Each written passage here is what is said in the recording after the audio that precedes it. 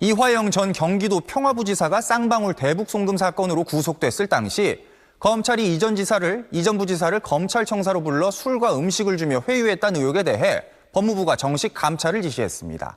수원지검이 외부 음식 반입이 있었단 관계자 진술을 확보하고도 덮었단 물증이 확보된 걸로 저희 취재 결과 확인됐습니다. 원종진 기자가 취재했습니다. 법무부 교정본부는 최근 정성호 장관 지시로 특별팀을 꾸려 이화영 전 경기도 평화부지사에 대한 검찰 조사 과정에서 술과 연어 등을 제공하며 이전 지사를 회유하려 했다는 의혹에 대한 조사를 진행했습니다. 해당 조사 과정에서 지난해 관련 의혹이 불거진 뒤 진상조사를 벌였던 수원지검이 부적절한 외부 음식 반입 사실을 인지하고도 덮었다는 물증을 법무부가 확보한 걸로 SBS 취재 결과 확인됐습니다. 수원지검이 당시 외부 음식 반입이 있었고 이를 말렸지만 검사가 묵살했다는 취지의 교정당국 관계자 진술을 확보했지만 아무런 조치를 취하지 않았다는 겁니다. 법무부는 이에 따라 수원지검이 지난해 9월 객관적 물증에 의해 회유 주장이 허위임이 명백히 드러났다고 발표한 내용은 고의적인 진상 은폐라고 보고 있습니다. 법무부는 또 이전 부지사에 대한 검찰 조사 과정에서 술이 반입됐고 검찰이 김성태 전 회장의 쌍방울 직원 불법 접견을 허용했다는 관련자 진술과 기록도 확보했습니다. 지난해 수원지검장으로서 진상조사를 담당한 신봉수 검사장은 SBS에 식사가 제공되지 않는 휴일 조사 시 검사가 사비로 식사를 배달해 준 적은 있지만 술은 제공한 적이 없으며 진술 회유 의혹은 사실무근이란 입장을 밝혔습니다. 회유 의혹의 당사자로 지목된 박상용 검사도 관련 의혹은 경찰 수사와 재판에서 모두 사실무근으로 판명됐다며 법무부 발표는 진행 중인 재판에 부당한 영향을 미치려는 의도라고 지적했습니다. 정성호 법무부 장관이 이번 조사 결과를 토대로 감찰 착수를 지시함에 따라 대검찰청이 조만간 의혹 관련자들에 대한 감찰 조사를 진행할 걸로 보입니다. SBS 원종진입니다.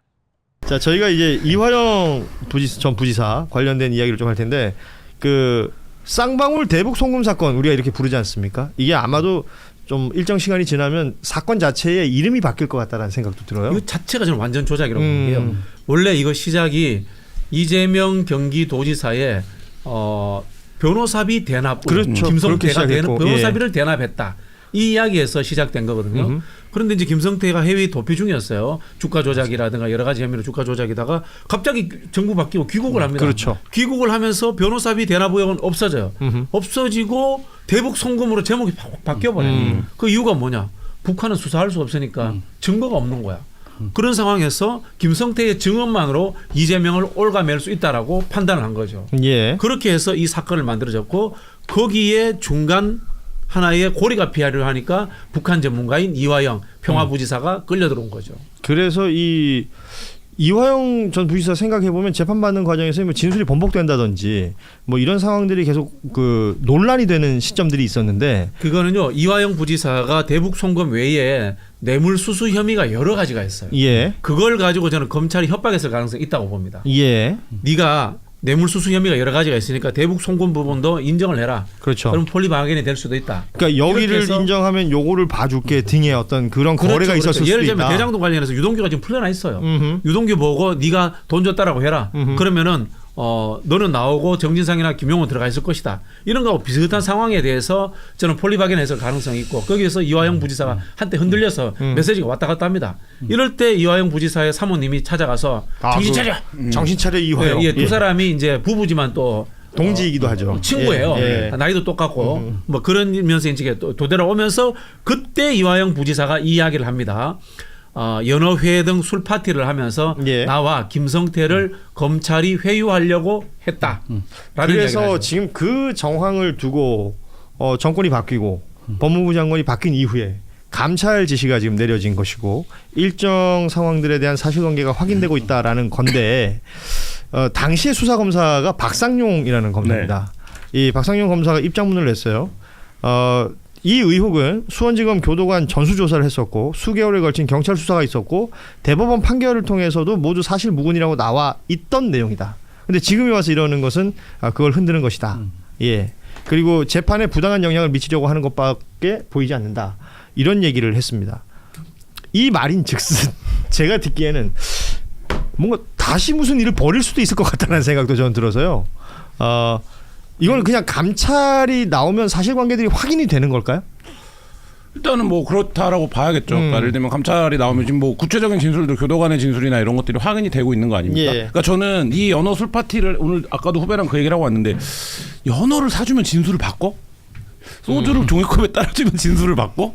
뭐 이런 부분들에 대해서 아주 원초적인 의문은 들긴 합니다만 지금 드러난 상황은 핵심은 그게 아니라 어쨌든 반입이 금지됐던 어떤 물품이라든지 음식을 제공하면서 이들 표현에 따르면 진술 세미나를 통해서 검찰이 지금 이 사건이 말씀하신 것처럼 전형적인 사건을 별건으로 별건으로 넘겨서 전혀 사건 이름을 바꿔버린 사건 그렇죠. 아닙니까? 예. 그 과정에 이게 이제 개입이 됐다. 그러니까 이 전까지는 한 번도 검찰이 이런 행태로 수사를 한다라는 걸 알지 못했어요. 그러니까 예를 들면 이미 검찰이 이렇게 설명합니다. 야, 이화영 부지사가 진술한 건 2월 3월이야. 우리가 그 사건이 있었다고 하더라도 그건 5월이야. 그건 이미 진술한 다음에 사준 거야. 이런 이게 안 맞잖아 시기가 이렇게 얘기를 하는데 그건 또한 별개로 따져본다고 하더라도 저는 어쨌든 이게 확인이 된다면 검찰이 수사를 할 때 중요한 사건, 자기 커리어에서 굉장히 중요한 사건, 그다음에 시국과 관련해서 굉장히 중요한 사건을 하는데 이른바 진술 세미나를 하고 예. 이 진술 세미나에 열심히 참여하면 우등생이 되면 술도 사주고 연어도 사준다. 이 기법이 아직 살아있다.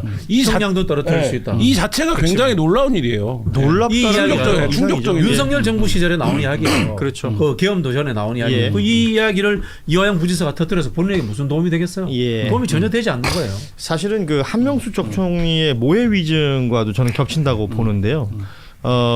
어찌됐건 수감돼 있는 사람들의 심리적인 부분들을 무너뜨린 이후에 그 이후에 뭐 말씀하신 것처럼 연어회나 소주 한 잔이 밖에 있는 사람들한테 뭐 아무것도 아니겠습니다만 안에 있는 분들한테는 어떤 작동을 할지 생각해 보면 그런 일들이 반복적으로 누적되면서 그 심리적으로 무너져 있는 사람이 내가 순간 유혹을 받을 수도 있다고 저는 생각이 들거든요. 그 말씀하신 대로 한명숙 사건 모해 위증 교사 그 사건하고 결이 똑같아요. 그러니까 당시에 이른바 제보자 X를 출정시켜서 출정은 뭐 아시다시피 검사실로 부르는 만나게 거죠. 해서, 네, 만나게 해서 진술 세미나, 진술 회유 협박을 통해서 진술을 짜맞추게 하고 위증하게 하고 검찰이 원하는 방향으로 진술해라. 위증해라. 이런 것 등이 상당히 많이 밝혀져서 그간에 밝혀져 왔고 문제가 됐었는데요. 이 사건도 동일한 측면이 있는 거죠. 그래서 와서 이른바 아까 말씀하셨다시피 진술 세미나, 진술 맞춰라.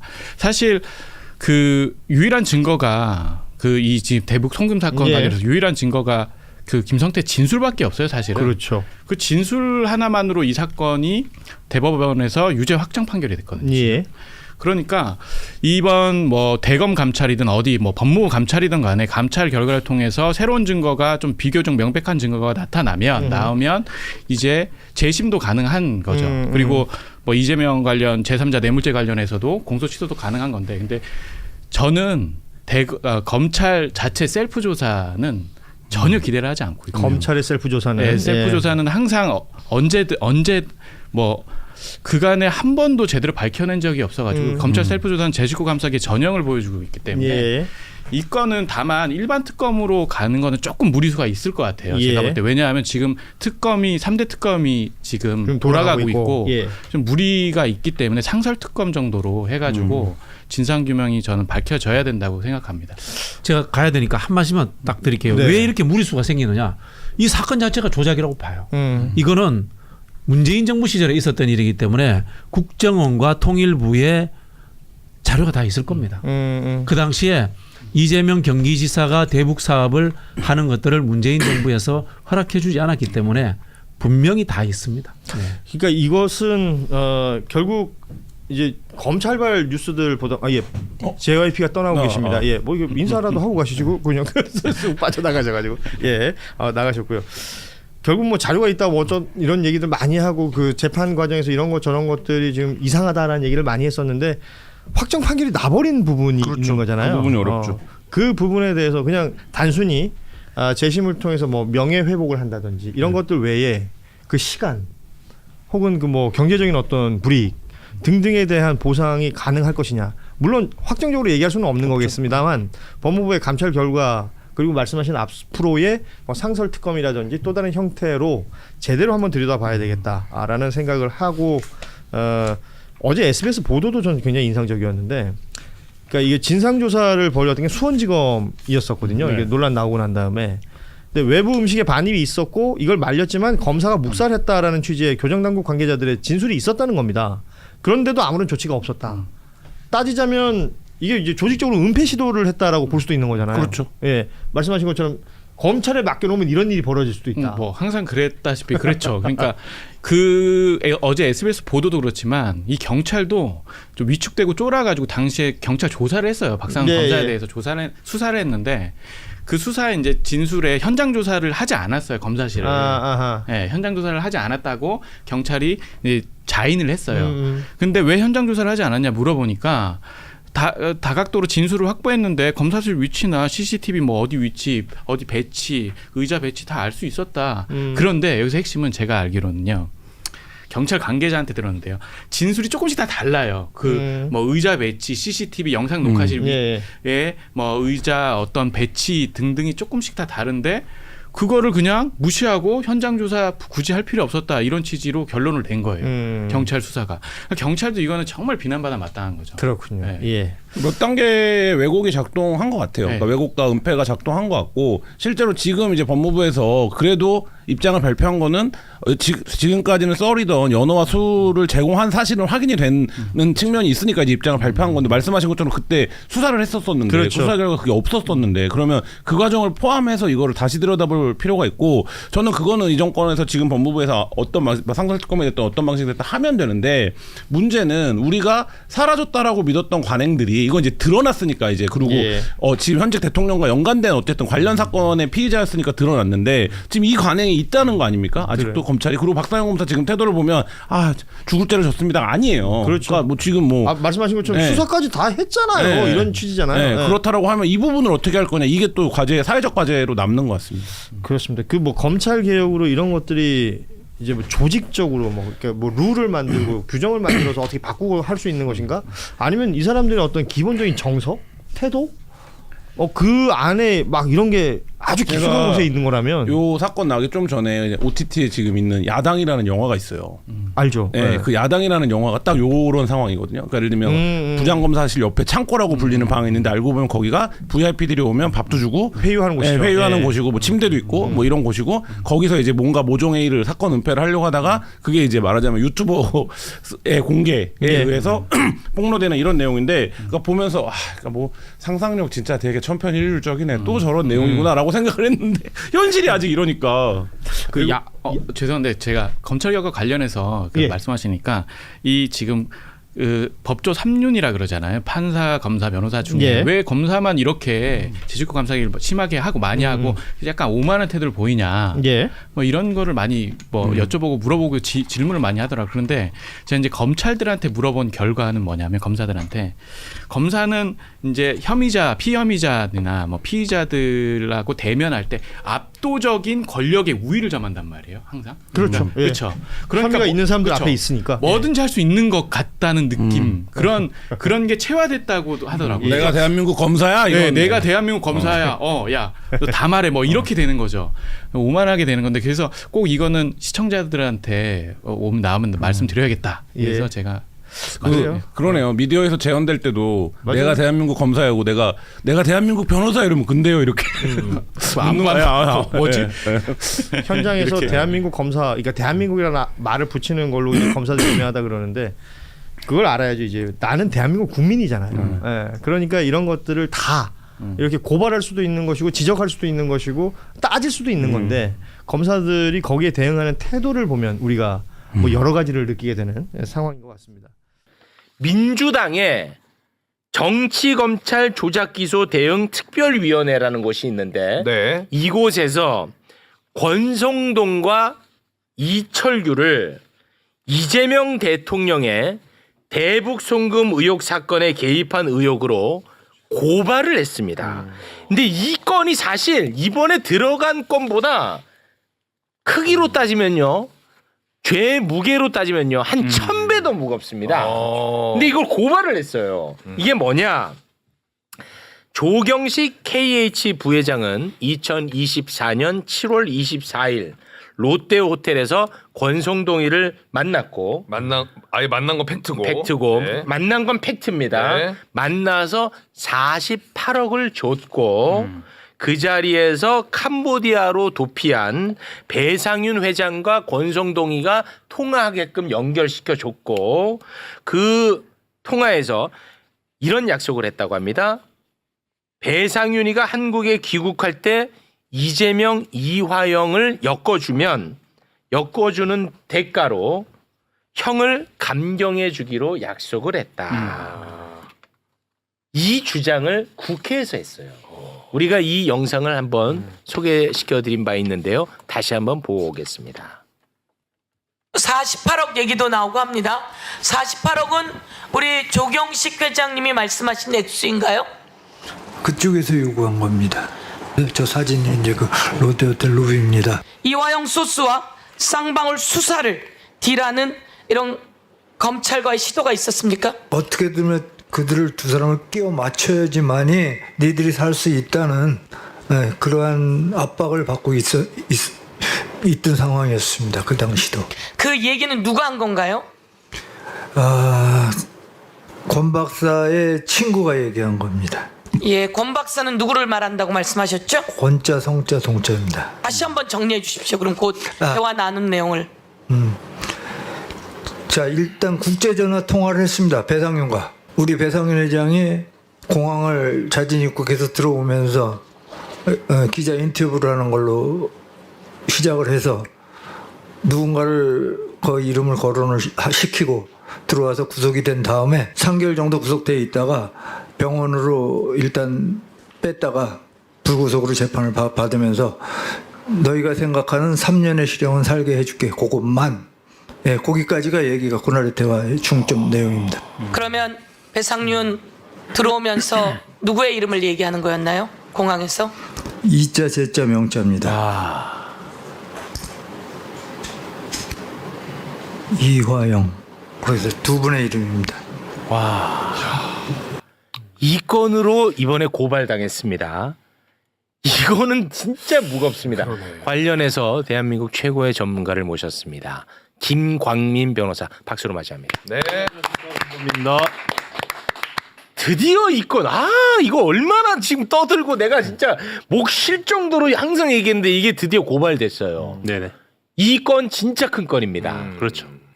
이 변호사 두 분 나와 계시니까 사건에 대해서 이야기에 앞서서 만약에 이게 유죄가 나온다면 예를 들면 어떤 뭐 뇌물도 들어갈 수 있는 거고 모해 위증 교사도 되는 거고 그러네요. 뭐 여러 가지가 들어갈 것 같은데 공무원들 직권남용 뭐 다 들어가죠.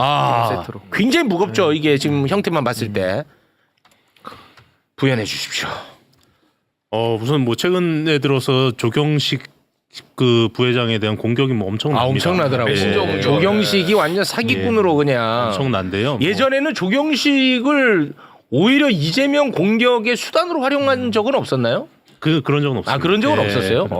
엄청나는데 뭐 그 내용은 일단 두 가지예요. 하나는 전과인데 뭐 다들 아시겠지만 조경식 부회장이 그 김성태 회장이랑 30년 지기 그러니까 과거에 그 어둠의 세계에 있었던 분이기 때문에 뭐 전과야 뭐 딱히 언급할 필요 없고 근데 한마디만 좀 하면 너네들이 그렇게 이화영 이재명 잡는데 그렇게 믿고 따랐던 김성태도 수많은 전과가 있다 이 얘기는 좀 해드리고 싶고 김성태도 전과 많다.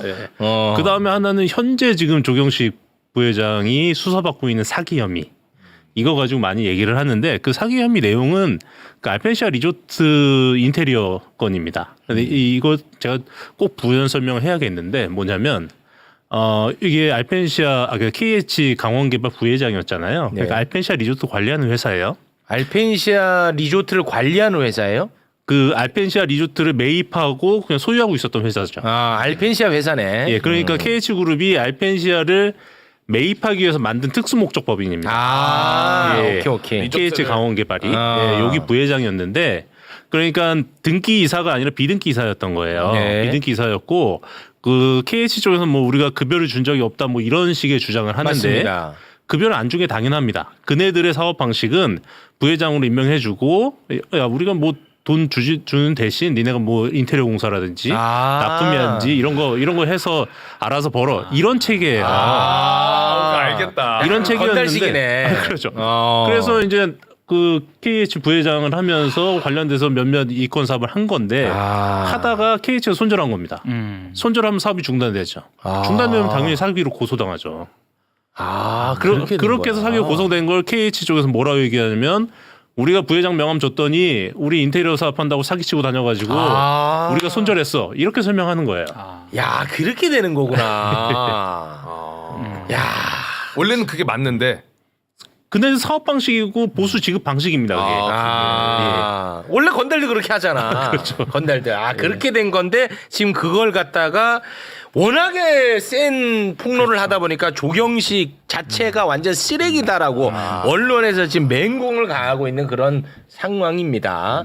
그런데 이 건과 관련해서 민주당이 이번에 고발을 했기 때문에 요거는 이제 수사가 진행이 되겠죠. 네네 그렇습니다. 예. 고발을 했고 제가 알기로는 그 고발에 이철규 의원이 들어가. 자, 이철규는 왜 이번에 또 고발당했냐? 권성동만 고발당한 게 아니야. 이철규가 갑자기 또 고발당했습니다. 자, 왜 고발당했냐? 조경식 부회장이 국회에 나와서 KH그룹 수사를 무마해 주는 대가로 KH그룹의 소유 골프장 뭐야? AI. 깜짝 놀랐네. 나 이철규 전화 온 줄 알았어. 깜짝 놀랐네. 음성이지. 죄송합니다. 예. 다시 갑니다. 네. 자, 다시 갑니다. 네. 이철규는 왜 이번에 민주당으로부터 고발당했냐? 네. 조경식 부회장이 국회에 나와서 한 발언이 있어요. 그 발언이 뭐냐면 KH그룹 수사를 무마해주는 대가로 KH그룹이 소유하고 있었던 골프장 운영권을 넘겨라고 이철규가 이야기를 했다는 거야. 나한테 줘라? 몰라 나한테 주라고 하는지 아니면 이철규 아는 사람한테 넘기라고 했던 건지 모르겠는데요. 네. 그 영상이 있어요. 그 영상 함께 보시죠. 저희 KH그룹의 강원도 평창에 45홀의 골프장이 있습니다. 그 45홀을 이철규 의원 때문에 10억에 보증금 10억에 5년간 운영권을 줬습니다. 한 1년에 190억의 현찰이 들어오는 곳인데 그것 때문에 이제 지금 이런 사단이 지금 벌어지게 된 거죠. 자, 지금 말씀으로는 이 사건에 정치인들이 연루되어 있다. 이 말씀이신 거죠? 맞습니다. 자, 이거는 변호사님 무슨 얘기입니까, 이거는? 그러니까 이제 알펜시아 리조트를 구입을 했잖아요. 네. 그래서 정확하게 낙찰을 받은 건데 낙찰 금액이 7,200억입니다. 7,200억 낙찰을 받고 알펜시아 리조트의 핵심 사업이 골프장이에요. 알펜시아 골프장 28홀, 700cc 골프장이 17홀에서 45홀짜리 골프장인데 입찰을 받자마자 사실은 KX라는 그룹과 위탁 운영을 논의를 시작을 합니다. 위탁 운영. 네, KX 그룹은 최성주라는 분이 회장으로 있는 곳이고 최성주의 뒷배가 이제 이철규다라고 이제 소문이 나 있는 상황이었죠. 네, 그리고 근데 어쨌든 KH 그룹은 골프장 운영한 적이 없으니까 골프장 운영 경험이 있는 KX 그룹과 논의를 하고 있었는데 네. 그 중간에 이제 이철규가 개입을 합니다. 개입을 해서 그 대선 직전까지 어떤 대선? 윤석열 대선. 2022년 대선. 예, 네. 대선 직전까지 개입을 해서 최종적으로는 너네 나가 있어라. 그러니까 배상윤 해외 나가 있어라. 나가 있으면 내가 검찰 마사지 하겠다. 마사지 하면 들어와라. 그리고 이 골프장은 KX그룹의 운영권을 넘겨라. 넘겨라는 것인데 아까 얘기했듯이 보증금 10억. 예, 보증금 10억, 1년에 현찰 수입만 190억입니다. 네. 현찰 수익만 190억인데 이걸 보증금 10억에 또 문제는 운영권 넘기면 이제 운영비 정산을 해야 되잖아요. 네. 운영비 정산의 모든 권한이 KX그룹에 있습니다. 그래서 실제로 3년 운영을 했는데 KX그룹에서 운영비를 거의 정산하지 않았습니다. 이렇게 이러한 계약을 완전 강탈이네. 이철규가 이제 협박을 해서 내가 검찰 마사지 해준 네가 해외 나가 있는 사이에 내가 검찰 마사지 해주는 조건으로 이렇게 해라 이렇게 해서 강탈해 오고 또 하나 이 계약이 중요한 거는 계약 기간이 5+3입니다. 기본 5년에 추가 3년. 그렇게 돼서 KX그룹은 우리가 8년 하겠다. 라고 주장을 했고 KH그룹은 처음에 그냥 그렇게 해서 줬는데 검찰 마사지도 안 되고. 마사지도 안 돼 있고 어깨 다 뭉쳐 있고 마사지도 안 돼 있고 그렇게 되니 다시 KX그룹과 이제 분쟁이 생겨요. 그렇겠지. 이거 내놔라 어째라 하면서 이때 이제 조경식이 다시 투입이 됩니다. 다시 투입이 돼서 네. 조경식은 이철규의 라이벌인 권성동한테 가서 이걸 좀 해결해 주십시오. 라고 하면서 그때부터 이제 이철규와 권성동 간에 이제 알력 다툼이 생깁니다. 야, 이게 영화다, 영화야. 경쟁을 시켰네, 경쟁. 알력 다툼이 생기고 여기서 그러면 그 이제 이철규 의원은 이거를 부인하고 있는데 이거를 강력하게 의심할 수 있는 부분은 어떤 부분이냐면 네네네. 물론 이제 조경식 회장의 핸드폰에서는 곳곳에서 이철규가 나옵니다. 네, 곳곳에서 이철규가 나오지만 그걸 떠나서 네. KX그룹이 우린 죽어도 이거 못 준다. 우리는 5년뿐만 아니라 8년을 8년까지 할 거다. 하겠다라고 주장을 하고 있었는데 네. 올해 3월경에 KX그룹이 갑자기 운영권을 포기합니다. 그러니까 이철규 힘 떨어지니까. 이철규 힘 떨어지고 이게 문제시 되니까 우리는 5년뿐만 아니라 추가 3년까지 해서 8년 하겠다. 네. 그러니까 1년에 현금 수입만 190억이니까 현금 외 수입까지 엄청날 거 아니에요. 네. 그러면 그냥 단순히 200억만 작업도 5년이면 1000억이에요. 와, 황금알이야, 이 황금알. 사업을 우린 절대 포기 못한다. 5년이 아니라 8년을 하겠다라고 주장하던 KX그룹이 돌연 쿠데타가 일어나고 탄핵되고 하는 과정 속에서 사업권을 포기하고 도망가요. 와. 그렇다고 하면 분명히 이 뒤에는 네. 이철규까지는 모르겠지만 윤석열 정권은 반드시 있다라고 합리적으로 의심할 수 있죠. 와, 그런 지금 의심이 있는 상황입니다. 혐의점이 있고요. 와, 이거 완전 영화네. 아니, 그러면 실제로 권성동하고 이철규는 가까운 사이가 아니에요? 약간 경쟁 관계예요? 경쟁 관계였던 걸로 보이고요. 그렇게 보여요. 여기서 한 가지만 좀 말씀을 드리면 이래서 이제 권성동 쪽에서 프레임을 어떻게 잡냐면 핵심 윤핵관이 개입이 돼서 KH그룹의 알짜 사업을 뺏어갔다라는 프레임으로 잡습니다. 그래 이렇게 해가지고 이철규 공격해서 사업권을 포기하게 만들기 위해서. 네. 그리고 이거를 실제로 보도자료까지 작성이 돼요. 보도자료까지 작성이 되고 보도자료의 최종 마무리를 대통령실 행정관이 합니다. 행정관이 하고 그 행정관이 해당 보도자료를 조경식 씨한테 텔레그램을 보낸 내용도 있습니다. 아니, 지금 말씀하신 게 언제 얘기하는 건데? 이게 탄핵되고 나서? 24년 말경입니다. 24년 말. 그러니까 계엄 전에. 계엄 직후. 계엄 직후에. 예, 그 어간입니다. 우와. 그 어간에 그래서 텔레그램 그 밀라노라는 아이디를 쓰시는데 밀라노라는 아이디로 조경식 씨한테 그 해당 보도자를 보내고 거기에 그걸 읽어본 김성태 쌍방울 회장이 네. 앞부분에 이렇게 고쳐라 첨삭하는 부분도 있고. 와, 이거 대박이네. 와. 그럼 이철규는 그냥 끈은 다 떨어졌다고 봐야겠군요. 이철규가 끈이 떨어지니까 이제 권성동이 나타나서 이철규를 제끼고 본인이 다시 이권을 챙기려고 했던 걸로 보이죠. 그러면 지금 현재는 그 운영권이 어디가 있어요? 아까 말씀드렸듯이 올 한 3월 정도에 3월 정도에 KX그룹이 돌연 운영권을 포기해서 포기하고 이제 도망갔고 KH로 다시 넘어가 있죠. KH로 넘어가 있는 상태예요. 그렇죠. 야, 이게 1년에 190억이니 뭐 예를 들어 48억을 줬다면 그건 뭐 돈도 아니지. 줄만한 투자 가치는 있네. 권성동이 와, 해결해준다면. 이거는 진짜 영화 같다. 와, 대박이네. 그러니까 그게 7,200억 주고 인수한 리조트니까 물론 리조트에 골프장만 있는 건 아니고 다른 리조트도 있지만 네. 그 리조트의 수익 창출원은 골프장밖에 없습니다. 다른 데 다 적자입니다. 그래요? 그렇기 때문에 사실상 골프장 가격이 거의 대부분이라고 봐도 되는데 7,200억에 인수한 사업을 보증금 10억에 위탁 계약을 했으니까 말이 안 되는 게 아니죠. 죽을 맛이었겠다 진짜. 죽을 맛이었겠어. 어떻게 보면 이철규랑 권성동이 국민의힘 안에서는 좀 경쟁 관계일 수밖에 없는 게 둘 다 이제 강원도를 기반으로 지역구를 갖고 있기 때문에 강원도에 이제 어떻게 보면 맹주가 누구냐 이런 경쟁 관계가 있는 거고 권성동은 검사 출신이고 또 이철규는 정보 경찰 출신이잖아요. 그러니까 이런 부분들이 둘이 이제 누가 힘이 더 센가.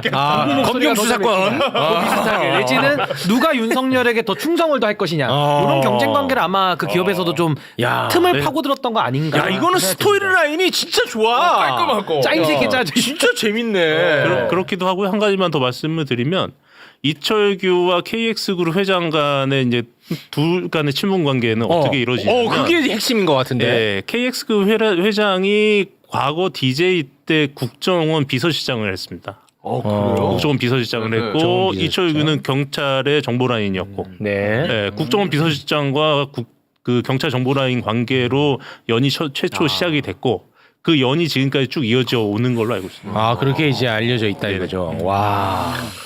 거기 박지원 의원님 이름은 안 나오죠? 안 나옵니다. 야 이거 근데 다행히 고발됐어요. 그러니까요. 권성동도 되고 이철규도 됐다. 이거는 내가 볼 때는 심각한 문제다. 지금 권성동 구속된 그 사안은 될 것도 아니다. 권성동 이제 시작이다. 각오하라. 자 그리고요 네. 또 있습니다. 여기서 끝이 아닙니다. 아 연어 술 파티 의혹 우리가 많이 다뤘었지. 네. 많이 다뤘잖아. 그거 진실로 지금 밝혀졌다잉. 내고 정리합니다. 이거 밝혀졌습니다. 이 새끼들 진짜 검찰 그리고 법원 너네 2분만 기다려. 절대 아니라며. 2분만 기다려. 네. 검찰 법원 2분 기다려. 참 이런 거 보면 그 화병 안 난 게 참 대단해요. 네, 이거 금방 정리하겠습니다. 쌍방울 대북 송금 사건. 처음에는 이재명 대통령을 변호사비 대납 사건으로 집어넣으려고 했었죠. 네. 근데 아무것도 안 나와. 그러니까 갑자기 대북 송금 사건으로 수사의 방향을 확 틀어버립니다. 그 후 검찰은요. 주가 조작을 위해 대북 사업을 하고자 했던 쌍방울 김성태 회장을 막 구워 삶아. 김성태는 주가 조작하기 위해서 대북 사업을 했던 건데 네. 얘를 막 구워 삶아. 왜냐 이재명 잡아넣어야 되니까. 성태야. 성태야. 이재명 때문에 대북 송금한 걸로 요거 좀 가자. 이렇게 하고 싶었을 거 아닙니까? 네. 그런 와중에 나왔던 게 바로 검찰청에서 있었던 연어 술 파티 의혹이야. 아하. 검찰청에 이 구속되어 있는 애 얘네들 다 불러가지고 술 파티 벌이면서 회유했다라는 거야. 오케이. 됐지? 네. 그런데 이것과 관련해서 이제 조경식 씨가 여기 또 나옵니다. 또 나와요? 조경식 씨는 이 술 파티에 참여를 한 사람이야. 아 직접 참여를 한 사람이야. 오. 근데 조경식 씨가 이거 내가 참여했다라고 하면서 폭로를 했다고. 폭로한 거 그 횟집 나오는 것만 잠깐 올려주시겠습니까? 네. 이렇게 증언을 해버렸단 말이야. 아, 내가 들은 게 아니고 같이 있었다. 내가 거기 있었던 사람이다. 오, 네. 했단 말이야. 그러자 이것과 관련해서 정성호 법무부 장관이 실태조사해라. 라고 지시를 때려버렸습니다. 네. 그리고 실태조사를 한 결과를 소개해 주십시오. 특별점검팀을 교정본부 산하에 이제 꾸렸거든요. 와. 그래서 수원 구치소 등에 대해서 실태 조사를 벌였는데 이화영 전 부지사 그리고 김성태 전 회장 등 불법 대북 송금 사건 피의자들이 2023년 2월부터 8월 수원지검 1313호원의 영상 녹화실에서 조사를 받을 때 외부 음식, 술이 여러 차례 반입이 됐다는 관련자 진술과 출입 기록 등을 확보를 했다라고. 와. 야 이거 조선일보가 단독했다. 아 조선일보 단독이야? 끝났다. 이거 끝났다. 또 있는데요. 와. 그 이화영 전 부지사 등 그 1313호 앞에 있는 1315호 일명 창고 여기에서 그 우리가 많이 얘기했잖아. 많이 했죠. 교도소에서 와. 다과를 함께한 정황도 확인을 했습니다. 공범들이 별걸 다 했어요. 나 진짜 약간 눈물 날 것 같더라고. 우리가 그렇게 얘기를 했는데 아니라고 그렇죠. 난리를 쳤고 언론에서 관심도 안 가졌다고. 네. 이거는 사실로 확정됐어요. 자 그럼 이제 결산해야 돼. 야 네. 몽둥이 들어. 몽둥이.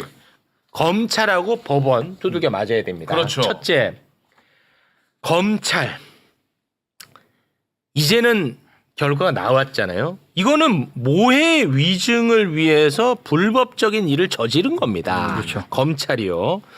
게다가 연어 술 파티 의혹을 제기했을 때 수원지검이 나서서 새빨간 거짓말을 했어요. 당시 수원지검의 입장 다시 한번 살펴봅니다. 자, 교도관 38명 전원 그리고 대질 조사를 받은 김성태 회장과 방용철 전 부회장 등 쌍방울 관계자들 음식 주문, 출정 기록 등을 다 확인을 해봤는데 검찰청사에 술이 반입된 바가 없습니다. 와, 이렇게 새빨간 거짓말을 했어. 근데 더 악마 같은 건 뭐냐면 이화영 부지사가 2024년 10월에 국회에 나와서 연어 술 파티 의혹은 사실입니다. 그렇죠. 라고 증언을 합니다. 국회에 나와서 2024년 10월에. 네. 그러자 이 악마 같은 검찰이 이화영을 위증죄로 기소까지 했어. 진짜 악마 아니냐? 진짜 악마라니까. 네. 이거를 어떻게 참았어? 그 방금 위증 혐의 기소는 고발자가 주진우입니다. 와, 주진우 의원. 예. 이 주진우가 끼면 다 틀려 일단. 주진우 의원. 예. 이거 진짜 악마인 겁니다. 이거는 맞잖아요. 악마죠. 예, 악마고 고발자가 주진우고 연대 그 당시 법사위 국힘의원들이 다 연대 서명돼 있고요. 예, 돼 있고 심지어 여기서 끝나지가 않고요. 주진우. 검찰이 이럴 경우에 그 압박하는 가장 흔한 수단이 그 정체불명의 시민단체 통해서 고발하는 건데 이걸 이 허위사실 유포했다고 해서 김광민, 이화영, 이재명 이 세 명을 고발해서 이게 지금 현재 경찰에 계류 중입니다. 와. 그리고 사실은 제가 아까 오면서 방송 들었더니 그 박영재 대법관 얘기가 잠깐 나왔던 것 같은데 예, 맞습니다. 네. 이게 명확하게 조작 수사잖아요. 네. 이거는 뭐 이제 사실로 드러났죠. 지금 상당히 많은 분 사실로 드러났지만 네. 대북송금 재판할 때도 관련 정황은 상당히 많이 드러나 있었습니다. 많이 드러나 있었고 저희가 그 주로 항소심에서 증거가 많이 나와서 상고할 때 상고 1점으로 이 부분을 넣었어요. 상고 1점으로 이 부분 넣었는데 이 부분이 대법원에서 그냥 한 줄로 끝나고 기각돼 버렸습니다. 아이씨. 대법원 해당 주심이 박영재입니다. 박영재는 책임져야 돼 이제는. 이거 안 받아들여 준 거예요? 그냥 한 줄로 끝났습니다. 뭐라고 했어? 뭐 받아들이지 않는다. 왜? 이유가 없는 그 한 줄 끝입니다. 야, 이거 사실이었잖아. 박영재 사실이었잖아. 너 어떻게 책임질 거야, 박영재? 주진우, 너 어떻게 책임질 거냐? 그리고 수원지검의 이 검사놈들, 너네 이거 어떻게 책임질 거야? 와, 나 이거 진짜 열받네. 이 당시에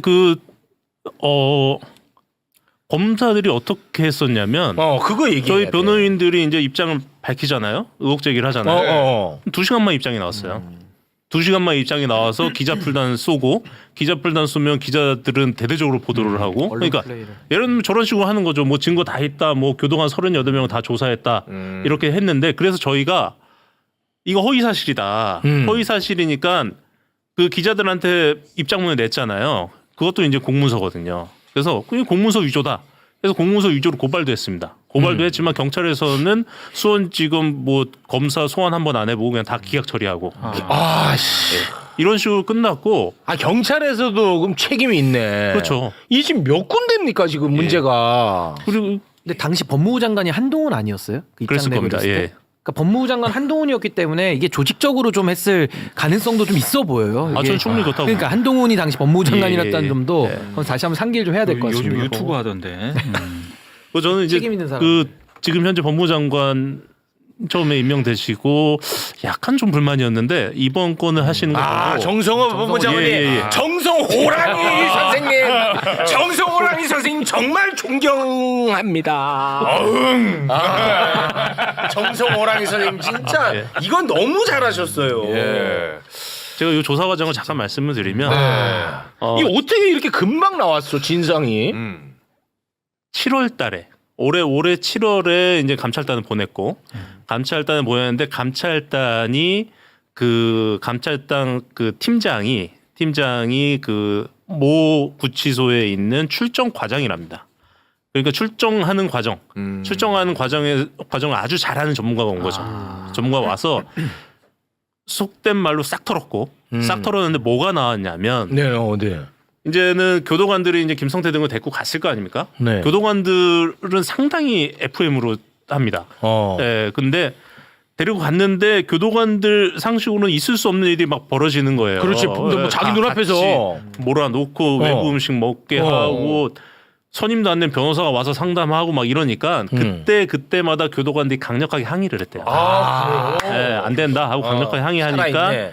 박상용 검사가 쌍욕까지 하면서 아니 교도관 나부랭이들이 검사가 하라면 하는 거지 뭐 하면서 문제되면 다 내가 책임이 되니까 뭐 꺼져라 막 이렇게 난리가 났고 그래서 그 중간에 모 교도관은 그 정년이 좀 얼마 안 남았던 교도관인데 교도관은 박상용 검사는 정말 진짜 고성을 지르면서 싸우기도 하고 야, 이렇게 살아있네. 됐는데 교도관들이 이제 출정을 나가면 출정 일지란 걸 적습니다. 네. 출정 일지가 갑을 2개가 있는데 출정 일지 갑은 현장에서 적는 거고 을은 돌아와서 그걸 정리하는 건데 교도관들이 이거는 제 추측인데 본인들이 나중에 이게 문제될 걸 뻔히 알았지 않을까 싶어요.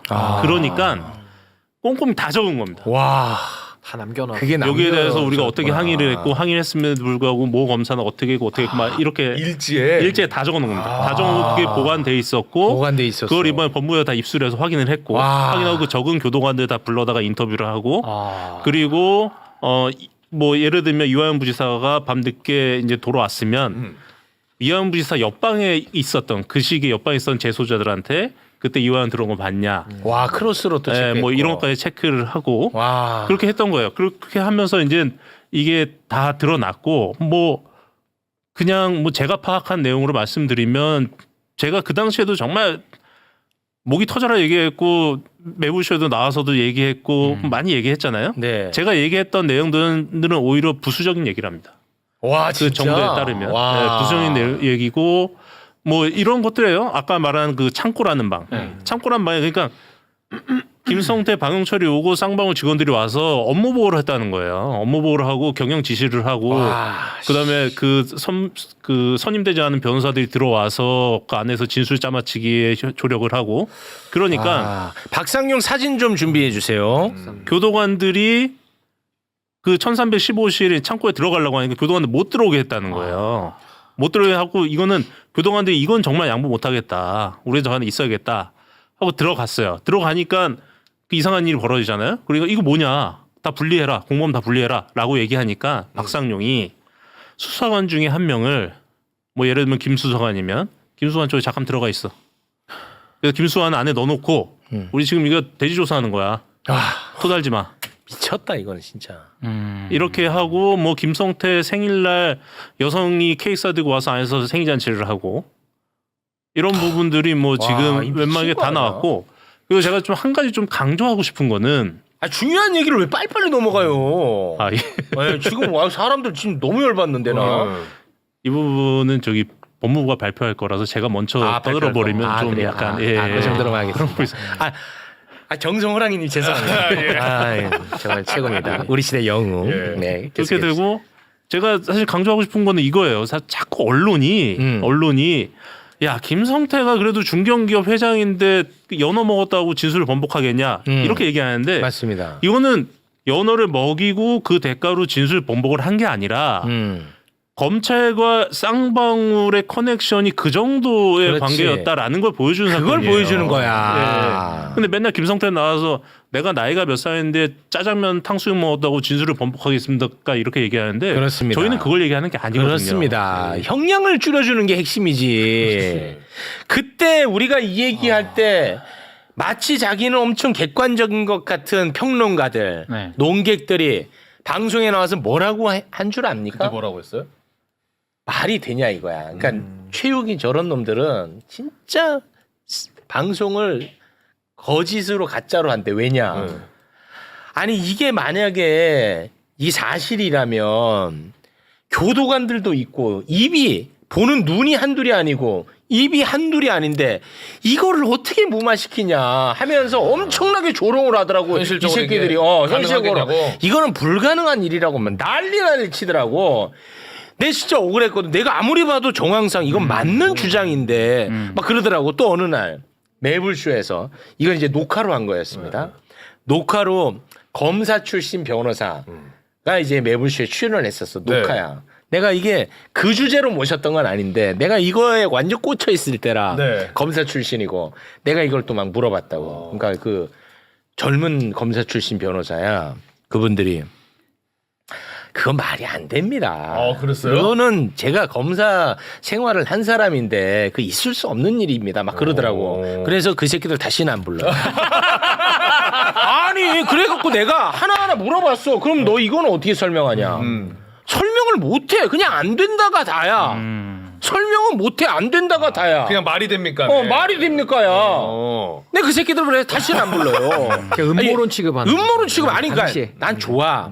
내가 경험하지 못한 거를 토대로 나를 설득할 수 있잖아요. 근거가 없어. 그냥 말이 됩니까야. 나는 정황으로 다 얘기를 하는데 반박을 못하고. 반박 못하고 그냥 나를 음모론자 취급하는 거야. 박상용이가 존재하는데도 불구하고 사진 올려주십시오. 예. 야 박상용이. 박상용은 지금 영국에 있습니다. 왜요? 연수 갔습니다. 국가 돈으로? 예. 연수 보내줘. 무슨 연수를 가는데 뭐 연어 파티 어떻게 하는 거 배우러 간 거야? 그 당시에 이제 박상용이 그 7월 몇 년도죠? 23년 7월. 23년. 7월경에 그 이재명 당시 대표 소환 수사하고 영장 치고 영장 기각되고 그러고 나서 바로 영국으로 파견이 갑니다. 그래서 아직까지 안 돌아오고 있어요. 아, 이 사람이 지금 한국에 없어요. 예. 근데 현직 검사 출신은 맞고. 맞습니다. 월급 다 받으면서 월급 다 받으면서 영국에서 지금 아마 뭐 학교에서 연수 받던지 그러고 있겠죠. 검사들 그 외국 나가는 제도 맞습니다. 이용해서 지금 나갔다는 거잖아요. 예, 예. 보내줬다는 거. 범죄인 도피시킨 거죠. 그러니까 런종석 스타일이 얘네들이 아주 주특기야. 런상용이네. 런상용. 런상용. 그리고 불러들여서 수사 받아야 될 것 같은데. 박상용에 대해서 한 가지 제가 더 말씀드리고 박상용 싶은 게 계속 얘기하세요. 뭐가 있냐면 이 당시에 저희가 하도 그 술판을 세게 주장을 하니까 나중에 무슨 짓을 했냐면 그때 이제 설모 변호사라고 그분이 이 발언했다 저 고발까지 했었는데 이분이 그 한참 진술 세미나 해가지고 이화영에 대한 회유가 있었던 그 시기 딱 그 시기에 잠깐 들어와서 변호 작감하고 사고치고 나간 분이거든요.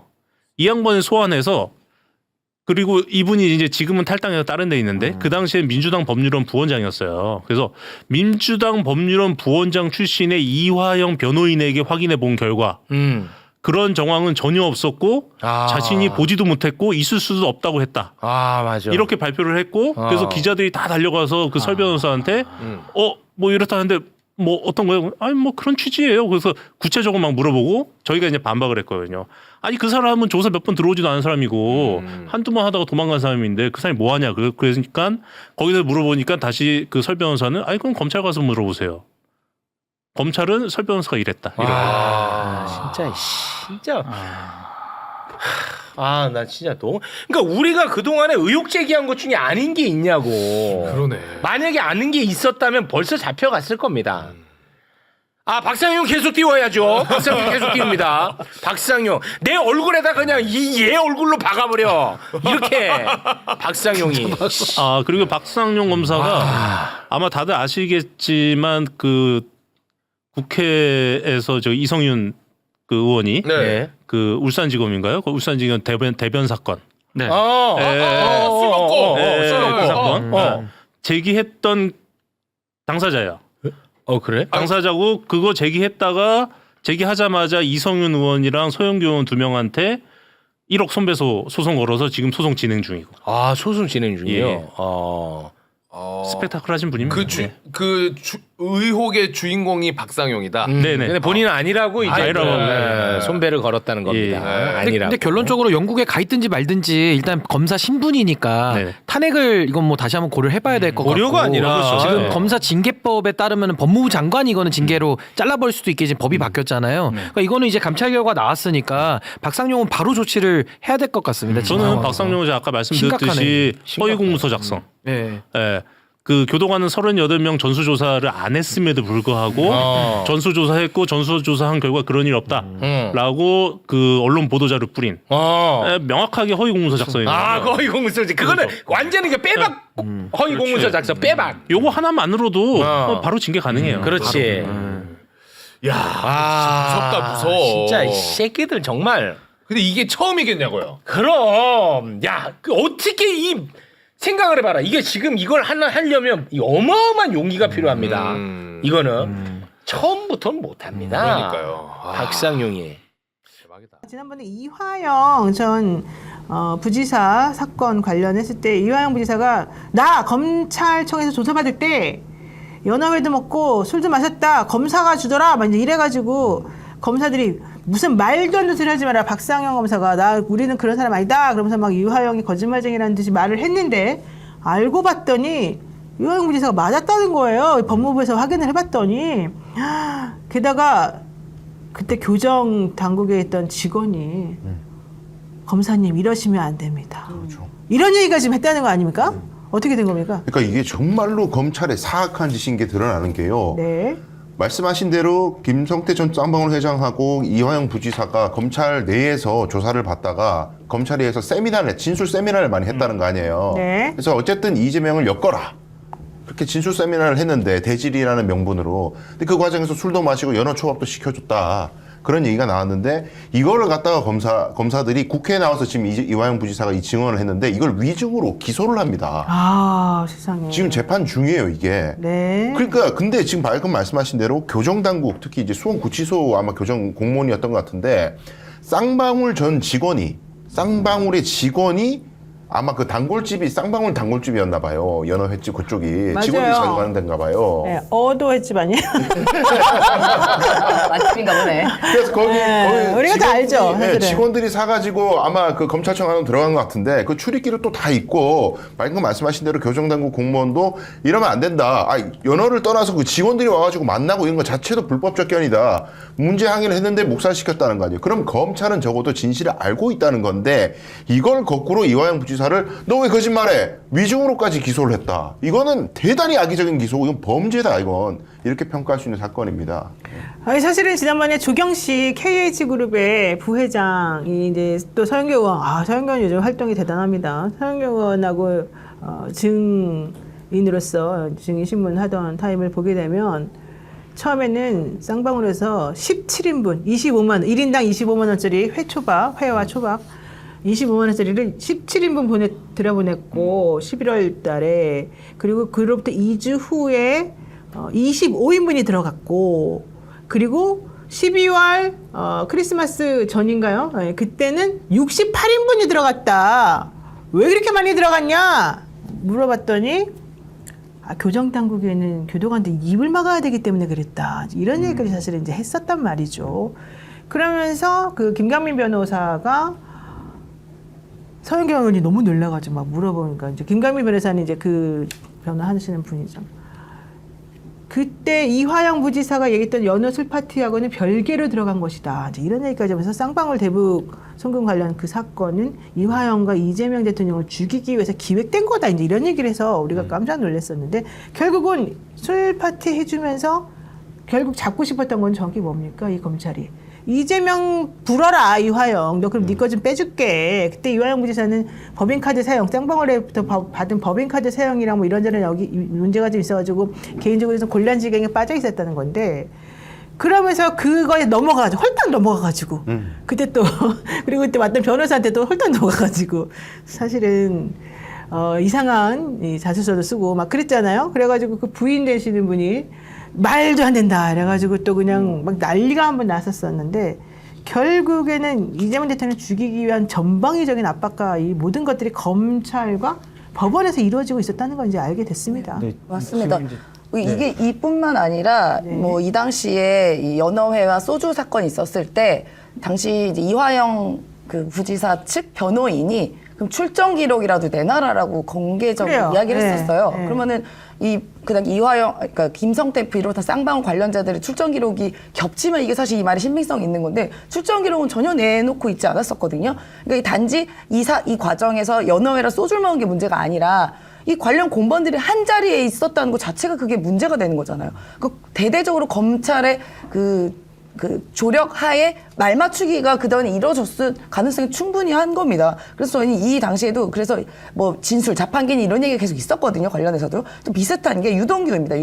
유동규도 김영부 원장님 관련 사건에서도 검찰 측 이 논리를 계속적으로 이야기하고 실제로 재판정 가서도 이 관련돼서 뭐 질의를 했을 때 검찰 쪽 눈치를 계속 보면서 이야기를 했다는 이런 많은 이야기들이 나와요. 그리고 또 제가 충격적이었던 게 뭐냐면 저희가 기자회견도 한번 하긴 했는데 유동규 관련해서 압수조서를 저희가 구했었거든요. 그 압수조서가 저도 몰랐는데 압수수색할 때 그 관련된 조서가 나오는 그 증빙 자료라고 합니다.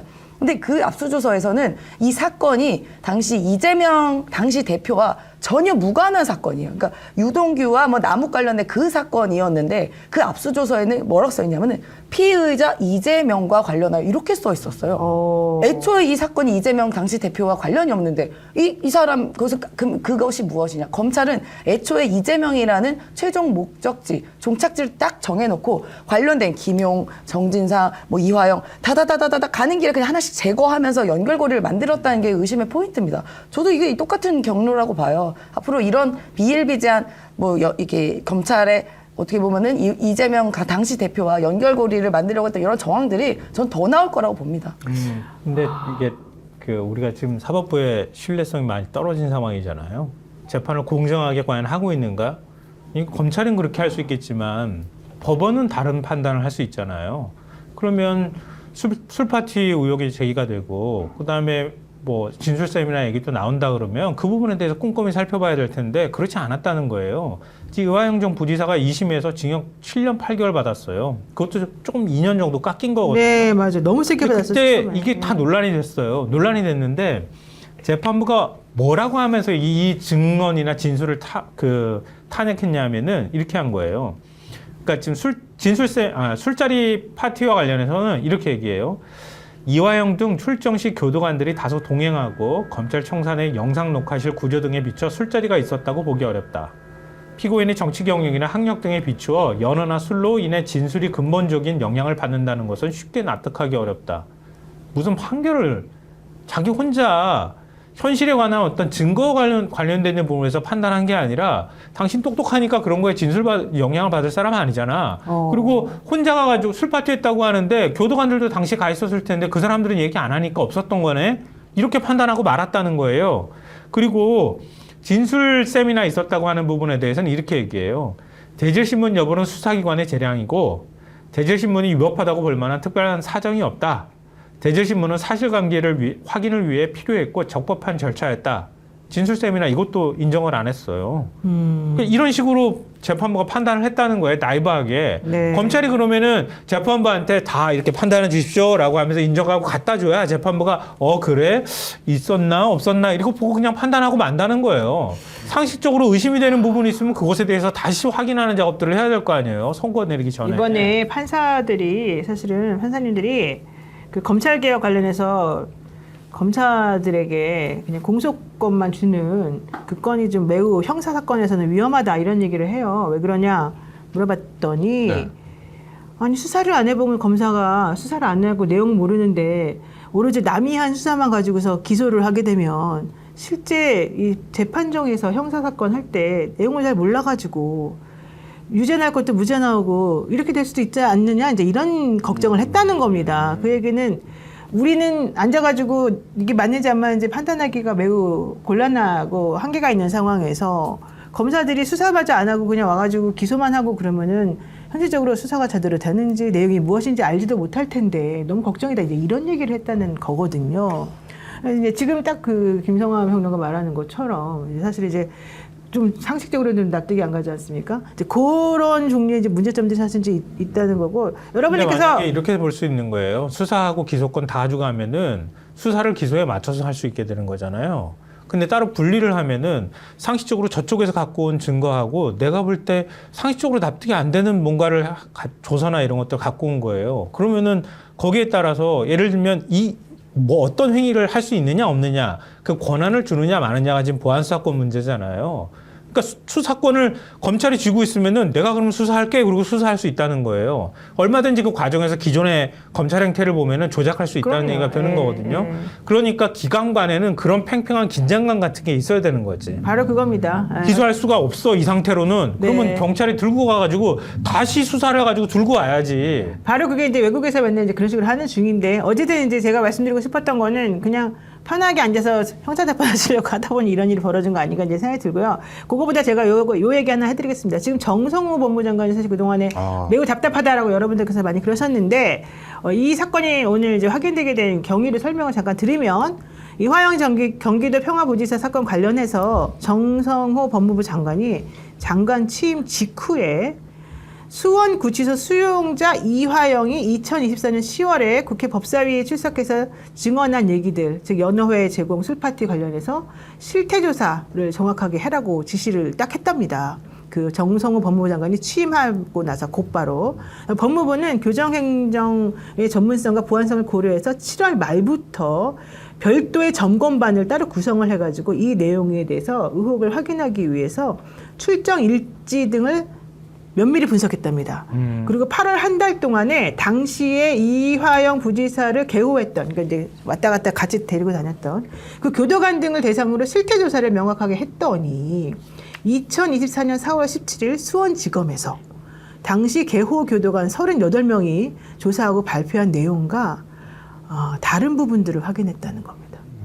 그래서 내용이 무엇이었냐 봤더니 2023년 6월 18일에 수원지방검찰청 1313호 검사실 그 영상 녹화실에서 연어술 파티가 진짜 있었고 그때 검사들이 이화영 왜 거짓말해 그랬더니 이화영 부지사가 내가 그림도 그릴 수 있어 해가지고 막 그림도 그렸었고 1313호입니다 말도 했었고 막 그랬잖아요. 그랬더니 거기는 뭐 휴게실이라는데 뭐 아니라는데 막 이상한 얘기 되게 많이 했었잖아. 근데 알고 봤더니 그게 아니라 이화영 부지사 말이 다 맞았다는 얘기였었습니다. 어쨌든 그거를 교정 직원들을 통해 가지고 그들을 조사해 가지고 검사가 아닌 교정 직원들을 조사해서 이거를 확인을 해놨다는 것이고요. 그리고 당시 이화영의 진술이라든가 이화영으로부터 술을 마셨다는 말을 직접 들은 수용자들의 진술도 확인을 했었었고 개호 교도관의 진술 그리고 당시 출정 일지 등등을 다 고려해가지고 이 내용을 확인했다는 겁니다. 그러니까요. 알고 봤더니 박상현 검사 등이 이 김성태, 박용철 등 공범들과 종이컵에 소주를 갖다가 이렇게 막 퍼서 마시면서 이렇게 사실은 증거를 조작하고 말을 맞추라는 진술 세미나를 한 것이 사실인 거죠. 그러니까 이거를 지금 법적으로 잘 봐야 되는 것이 만약에요. 지금 연어고 뭐고 이거 뭐 어쨌든 비싼 음식 아닙니까? 어쨌든 이걸 누구 돈으로 샀냐가 중요한 포인트일 것 같아요. 이거를 검찰이 뭐 특활비로 샀는지 아니면 아까 제가 말씀드렸듯이 쌍방울 직원들이 쌍방울 돈으로 샀는지 법카로 만약에 쌍방울 돈으로 사가지고 검사가 같이 술 마시고 연어 초밥 먹었다. 뇌물입니다. 네. 자기 지금 조사하고 있는 피의자한테 밥 얻어먹는 거 아니에요. 이런 걸 어떻게 용인할 수 있습니까? 이거는 검찰이 근본 신뢰를 흔드는 건데. 다 받아먹는 게 문제가 아니죠. 지금 검찰이 그 상황을 만들어가지고 지금 서로 진술을 조작하게 만들고 사건을 만들었다는 거죠. 그렇죠. 그 맥락에서 네. 법적인 문제가 요 이슈가 있다는 걸 말씀 제가 드리는 건데 그러면 이거를 감찰을 해가지고 처벌하든지 뭘 해야 되잖아요. 이제 정성호 법무장관이 감찰 주체를 대검찰청으로 한다는 얘기를 하고 있습니다. 뭐 고심을 한 것 같아요. 법무부가 할지 대검이 할지 뭐 서울고검이 할지. 근데 뭐 국민들 입장에서는 대검이 감찰한다고 그러면은 또 이거 뭐 검찰한테 어떻게 또 맡겨 이거를 검찰이 제대로 하겠어라는 의구심이 있을 거 아니겠어요. 뭐 법무장관께서 이건 좀 설명해 주셨으면 좋겠어요. 왜 굳이 대검이 이걸 감찰해야 하는가? 범죄 정황이 다 있단 말이죠. 네. 근데 지금 말씀하셨던 거하고 연결해서 얘기를 하면은요. 지금 쌍방울 임직원 두 사람이 검사실 출입증을 찬 채 상주를 했대요. 상주를 하고 김성태 회장들과 진술을 조율하고 음식물과 문서를 제공한 정황도 포착됐다. 이런 걸 보니까 쌍방울 쪽에서 계산을 한 것 같아요. 당연히 쌍방울에서 계산했겠죠. 쌍방울. 그래서 김성태 생일에는 여성을 동행해 케이크를 전달했다는 내용까지 파악했다. 이런 얘기가 여성을 동행했다고요? 네. 몸싸움 차렸나? 안에서? 그때 방용철 씨 딸도 사실은 이 비슷한 얘기를 했어요. 방용철 씨도 말이 갑자기 중간에 바뀌었거든요. 너무 황당한 게 김성태가 수원지검으로 180회 출정을 했다고 하거든요. 이건 윤석열이 그냥 계속 면회해가지고 특별 접견 하면서 그냥 계속 이렇게 시원한 데서 에어컨 쏘면서 있는 거랑 비슷한 일이에요. 180번 출정을 한다는 얘기를 하루에 아침에 불러가지고 저녁 때 보냈을 거 아니에요? 우리 그런 180번 출정을 하면 그냥 매일 출정하다시피 했다는 거 아니에요? 이거는. 그리고 경기남부경찰청에서 이거 형제편법 위반으로 이 사건 조사했다가 불송치 결정했었어요. 맞아요. 경찰은 또 왜 이런 식으로 부실하게 이렇게 수사를 했는가? 뭐 검사들이 협조를 안 해서 그런가? 하여튼 이것도 짚어봐야 될 대목입니다. 아 진짜 아니 근데 뭐 여성까지 불러서 생일 파티 그다음에 연어회 뭐 이런 거 68인분까지 아까 뭐 얘기하셨잖아요. 근데 이게 우리 시민들이 기본적으로 상식을 생각할 때는 아유 그냥 설마 진짜 그랬겠어? 지금 뭐 나오는 정황은 그렇긴 하지만 만약 진짜 그게 아니면 어떻게 아닌 거 아니야라고 했지만 더 심한 뭐 일도 있었어요. 기억 더듬어 보시면 장시호 씨 있죠. 장시호 씨 최순실 무슨 사촌 그러니까 왜 뭐라 조카라고 하죠. 그분은 감옥에 있을 때 감방에서 그러니까 검찰이 불러다가 연애도 했어요. 생일 파티 아들이신가 뭐 생일 연애도 파티 해주고 뭐 그랬다죠. 예, 그런 얘기도 있었기 때문에 충분히 그들은 자기들만의 세상에서는 가능한 일들이 일어나고 있고 지금도 일어나고 있을지도 모르는 겁니다. 이게 무서운 거예요, 정말. 아, 진짜. 제 친구 검사 출신 변호사 중 한 사람이 매불쇼에 출연해가지고 이런 일이 검사 시절에 있을 수 있다고 생각하냐 이런 질문을 받았는데 걷다 대고 그 친구가 아 이런 일은 좀처럼 있을 수가 없다 불가능하다 이렇게 얘기했다가 다시는 매불쇼에서 부름을 못 받고 있습니다. 이게 어리석은 놈 같은 이라고. 본인은 안 그랬나 보죠. 박지원 의원도 예전에 자기가 검찰에 조사받고 구속되고 그랬을 때 검사가 술 한 잔 주면서 회유하더라. 이 얘기를 YTN에 나가서서 진짜 본인이 직접 얘기도 했었어요. 사실 나는 이런 얘기들 많이 들었어요. 솔직히 말해. 그리고 이 박상현 검사는 솔직히 말하면 전과가 있는 사람이에요. 이 건 관련해가지고 이런 식으로 많이 회유를 했다는 얘기가 많이 나오는 사람입니다. 어쨌든 중요한 건 그동안에 검찰이 막 거짓말 이렇게 뻔뻔하게 했는데 결국에는 밝혀졌다는 거. 점점 커질 것 같은데요. 이게 중요해요. 오마이에서 지금 보도한 걸 기준으로 해서 제가 말씀을 드리는 건데요. 오늘 이제 보도한 거예요. 네. 근데 그 진술 세미나, 2차 진술 세미나를 진행했다 이렇게 나오는 거 보니까 2차례 진술 세미나 한 것 같아요. 그러니까 술 파티는 별도로 하는 거고요. 술 파티 자리에 이화영 씨도 불렀다고 하는 거니까 그래서 이화영 씨가 주장하던 게 그게 일부 사실로 지금 확인이 된 거고요. 김성태가 이화영한테 그때 이런 얘기를 했대요. 이재명은 끝났다. 우리가 모두 말을 맞췄다. 형님도 이제 이재명에게 죄를 뒤집어 씌우고 우리와 함께 나가자. 진실은 훗날 밝히면 되지 않느냐. 이러면서 지속적으로 설득을 하는 것으로 알려졌다. 이렇게 지금 보도를 하고 있거든요. 교도관들이 수차례 불법 행위를 제재하려고 했지만 박상용 검사가 내가 책임지겠다 이러면서 묵살한 사례도 있었던 것으로 전해졌다. 그러니까 그래서 이게 좀 전에 이게 중요한 거예요. 왜냐면 교도관들이 지금 어쨌든 그러면 안 된다는 걸 명확하게 지금 해준 거잖아요. 아까 말한 대로 기관과 기관이 서로 견제와 이 감시를 하는 이 역할을 해야 됩니다. 안 그러고 한쪽이 다 모든 권력을 몰아주니까 아주 자기네만 제일 잘난 줄 알고 우리를 너무 우습게 보고 거짓말해도 된다고 지금 다들 사실 거짓말하고 있는 거잖아요.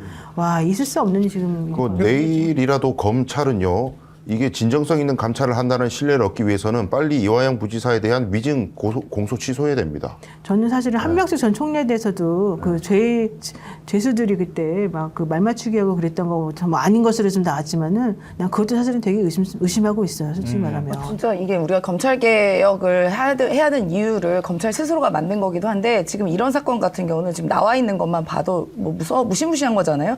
그래서 이게 이들이 그렇게 아무렇지도 않게 불법 행위들을 했었던 이유는 그런 손방망이 처벌도 없었던 거잖아요. 그래서 지금 관련돼서 나와 있는 이런 검사들은 반드시 감찰해서 징계 조치하고 변호사 개업도 못하고 퇴직연금 하나도 못 받게 그렇게 단단한 조치를 저는 해야 된다 그렇게 봅니다. 맞습니다.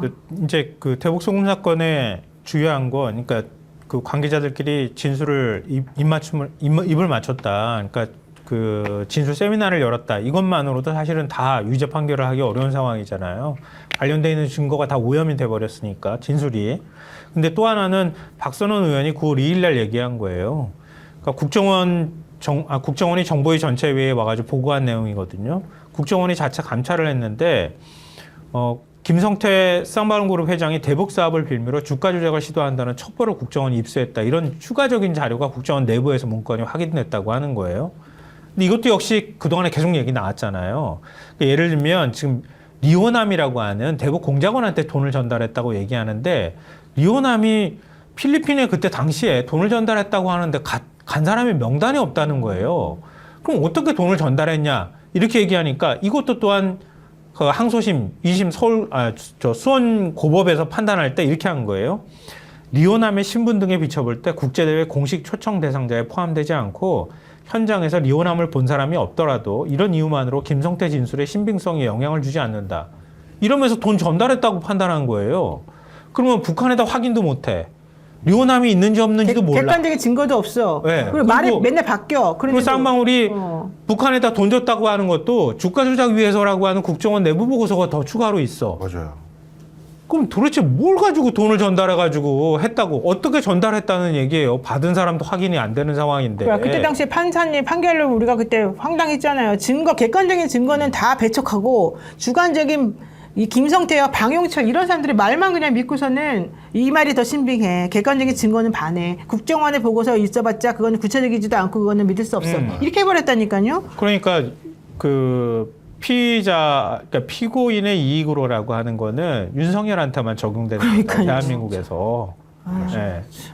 어쨌든 이거 하여튼간 철저하게 확인해가지고 이렇게 거짓말하고 우리 맨날 이렇게 우리를 정말로 우습게 보면서 대한민국을 망가뜨리는 그 사람들은 철저하게 응징을 해야 된다.